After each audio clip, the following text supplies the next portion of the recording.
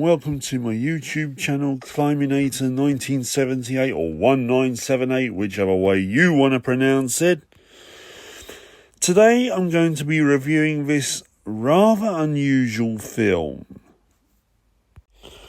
It's a film that has been out for about 2 years, apparently, according to IMDb, but I only saw a copy of it on sale at HMV stores in the United Kingdom literally about 6 weeks ago, which is when I purchased it. Because I love those slasher movies that are like Scream, where you got to try and work out who the killer is. Anyway, the film is called He Never Left. Yes, it's a film that starts off with a pre-text message and basically gives you a preamble about 15 years prior to the film's events. There were a series of bloodied murders committed by the Paleface serial killer, simply known as Paleface. And you actually see that the message gradually fades away to just leave the words, "He never left." But you literally see those words fade away from a message, or at least get highlighted in the message 3 times. That's right, 3 times they're highlighted in this one message alone. And that gave me the red flag that I was in for a bit of a batshit experience. I have watched the film, yes, to prepare for this review. And, oh boy, so, yes, I saw this pretext about the Paleface killer who has struck 15 years before the film's events, supposedly, and the message fades away to reveal just simply the words, "He never left." Now, I'm going to describe what my emotion was like when I saw this. I was like, alright, yeah, I can see those words now. Alright. Okay, yeah, I get it. Yeah, alright, I can see him. Yeah, alright. Yeah, I can definitely see those words. Alright. I get the idea. He never left. He was just lurking in the background. I get it, alright. God damn it. They might as well just have the filmmakers come out the screen with a stamp and slap it on my forehead. Anyway, when the film actually begins, we follow this woman here, whose name is so interchangeable I've clearly forgotten it. I'm just going to call her Beatrice. We follow Beatrice as she arrives at this motel, and it's creepy as fuck. And the thing is, she goes to the reception and she sees in the doorway to one of her rooms the legs of this young woman that are on this bed, but she seems to be in some kind of awkward position.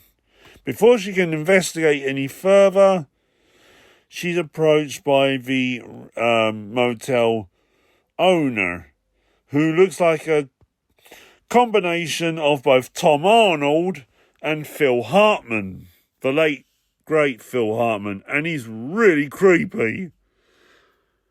When Beatrice goes and orders her room, she then comes out into the car park and opens up the car boot, and we see that she's got this bloke who's on the run from someone.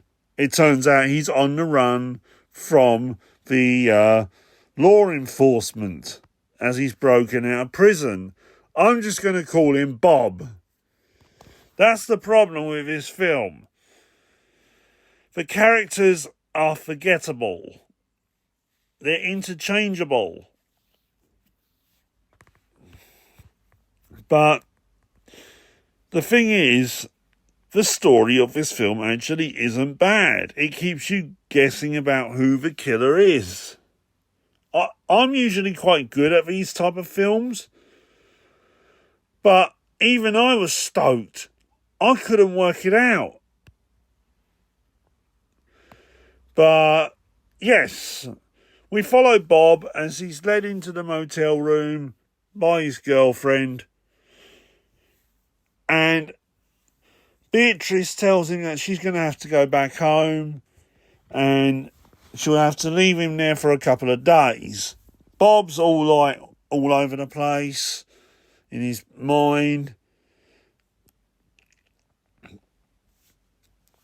But she tells him there's enough food for him to get by. And she leaves Bob, and he's like pacing about the room, fretting about how everything went wrong. And basically, he's already told Beatrice that he had tried to go straight and it wasn't entirely his fault. But he takes responsibility for what happened. He never meant for it to go wrong. This gradually unfolds in the story. Yeah, Bob, on first impression, didn't seem like he was going to be all that interesting a character. But as the story progresses, he becomes more interesting to watch.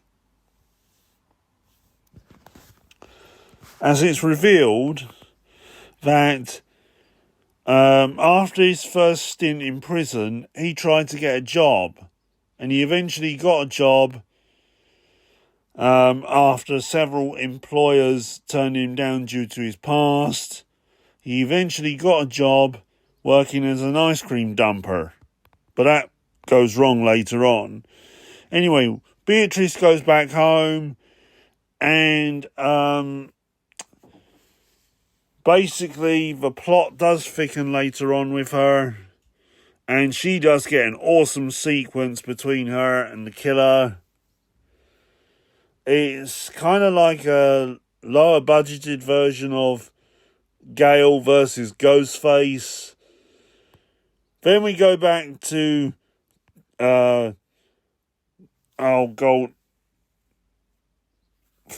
creepy Phil Hartman, creepy Tom Arnold hybrid here. Yeah. The thing is, he looks like those two guys, but he's just so over the top that I was hoping, this is spoiler territory, but I was hoping he would not be the killer. Spoilers, he is. He's the killer. Yep. But there's more to it. Because, surprise, surprise, there's more than one. Yeah.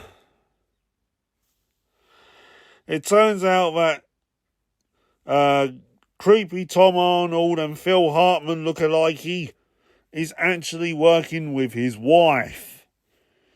And they've also trained their son up to become a killer. But I just found this guy to be so over the top. I just wanted him to be, obliterated just for being annoying.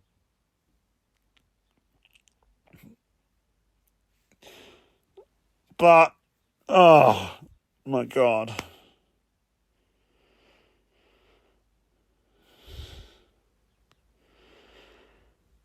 See, this performance stands out as the most cringiest. But then we get to his wife, who is creepy as fuck. And she looks like Angelica Houston from the Addams Family. Da-da-da-da. Da-da-da-da. Da-da-da-da. Da-da-da-da. Da-da-da-da. The creepy and the spooky. He never left, and it's really weirdy. Oh, I'm trying to make a song for this. I'll have to learn more. And yes, this is not an episode of Inside Number 9, despite what this image shows. If you know BBC sitcoms, you know.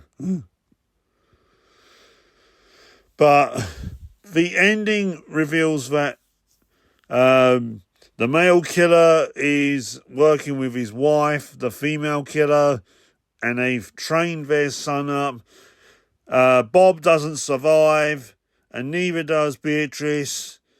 And there's a mid-credit scene and an end-credit scene, and it heavily implies that there's going to be a sequel.